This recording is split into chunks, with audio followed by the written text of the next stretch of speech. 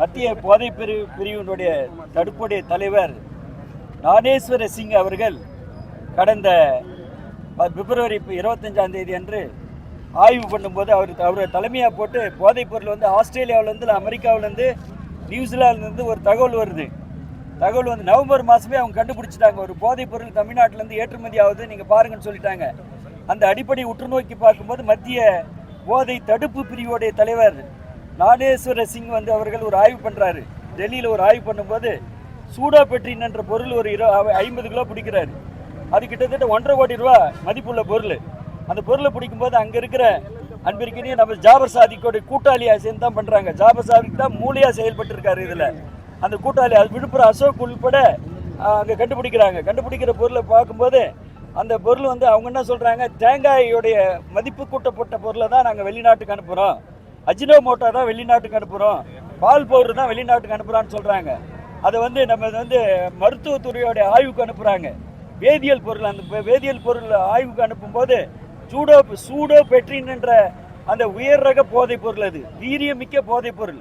அந்த வீரியமிக்க போதைப் பொருளை உட்கொண்டால் மாணவ செல்வங்களோ சரி பெற்றோர்களோ உட்கொண்டால் உடலோடைய உணர்ச்சியற்ற தன்மை ஏற்படும், பசி எடுக்காது, மீண்டும் மீண்டும் அந்த பொருளை உட்கொள்ள தோணும்.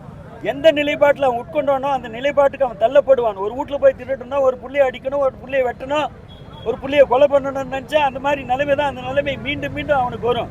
மிகப்பெரிய அரக்கத்தனமான போதைப் பொருள் அந்த பொருளை நாட்டில் வளர விட்டா அமெரிக்காவில் இருக்கிற மருத்துவத்துறையோடைய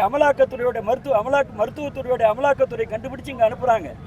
அதுக்கு பிறகுதான் மத்திய போதைப் பொருளுடைய தடுப்பு பிரிவுடைய அந்த ஞானேஸ்வர சிங் தலைமையில் ஒரு குழு போட்டு அனுப்புகிறாங்க. டெல்லி டீமை கூட சேர்த்து விடுறாங்க.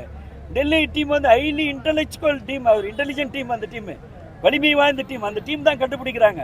அதுக்கு பிறகுதான் நம்ம ஜாபர் சாதிக் அதில் மூளையாக செயல்பட்டிருக்காருன்ற தெரிய வருது. ஜாபர் சாதிக் இப்போ கைதுபட்டிருக்காரு. ஜாபர் சாதிக் யாரோடைய தொடர்பு இருக்கின்ற விஷயத்தை ஞானேஸ்வர சிங் தெளிவாக பேட்டியில் கொடுத்துட்டாரு. இது ஆளுங்கட்சி தொடர்பு, ஐஏஎஸ் ஆஃபீஸர் தொடர்பு, பல்வேறு உயர் அதிகாரம் வாய்ந்த ஆஃபீஸர்லாம் தொடர்புன்னு கொடுத்துருக்காங்க. அதிகார சக்தி மிக்க ஆளுங்கட்சி ஆளுங்கள்லாம் தொடர்புன்னு கொடுத்துருக்காங்க. பல்வேறு மால் திறந்துருக்கான், கடை திறந்துருக்கான், ஷாப்பிங் திறந்துருக்கான், உணவகம் திறந்துருக்கான், கோலிவுட் சினிமா ஃபீல்டுக்கு ஃபைனான்ஸ் பண்ணியிருக்கான், மங்கைன்ற ஒரு படம் எடுத்திருக்கான், தி டிராவல் ஆஃப் தி உமன் எடுத்திருக்கான். அது அம்மா கிருத்திகா உதயநிதி ஸ்டாலின் தான் அந்த படத்தை எடுத்திருக்காங்க. அதுக்கெல்லாம் ஃபைனான்ஸ் பண்ணியிருக்கான். இந்த மாதிரி ஒரு கொடூரனை அந்த கொடூர கும்பலை அடக்கணும், ஒடுக்கணும். போதைப் பொருள் தமிழகத்தில் வரக்கூடாது. கஞ்சாவுக்கு போய் இப்போ மாத்திரை ஆகி போச்சு. சூடோபெட்ரின் மெத்தாம் என்ற மாத்திரையெல்லாம் போச்சு. நாளுக்கு நாள் டெவலப் ஆகிட்டே இருக்கு, உயர் ரகமாக ஆகி போயிருக்கு. நான் 2 வருஷத்துக்கு முன்னே சொன்னேன், கஞ்சாவை தடை பண்ண கஞ்சா உலகம் ஆகி போச்சு தமிழ்நாடுன்னு சொல்லியிருந்தேன். இந்த அளவுக்கு ஒரு சூழ்நிலை மாற்றணும், இந்த தடுக்கப்படணும். இந்த போதைப் பொருளில் யார் இருக்கிறாங்களோ அவங்களும் ஒடுக்கப்படணும், அவங்கள நசுக்கப்படணும், அவங்களுக்கு அதிகம் உச்சபட்ச தீர்ப்பு வழங்கணும், உலகத்திலாம் தீர்ப்பு வழங்கணும். அதோட பாண்டிச்சேரியில் ஒரு இன்சிடென்ட் உங்களுக்கு தெரியும், அவங்கள ஷூட் பண்ணி கூட இருக்கணும். புரியல, பாண்டிச்சேரி முதலமைச்சர் ஏன் தான் இருக்காருன்னு தெரியல, அதை அவர் பண்ணியிருக்கோம். அந்த மாதிரி நடவடிக்கையில் வந்திருக்கணும். அந்த மாதிரி சூழ்நிலையை கொண்டு போய் செல்ல வேண்டும் என்பதுதான். போதைப் பொருள் நடமாட்டம் தமிழகத்தை ஆட்கொள்ளக்கூடாது, தமிழகத்தை விட்டு விலகணும். போதைப் பொருள் இல்லைன்னா இளைஞர் பட்டாளங்கள் செழிப்பாக வரும், மாணவ செல்வங்கள் செழிப்பாக வரும்.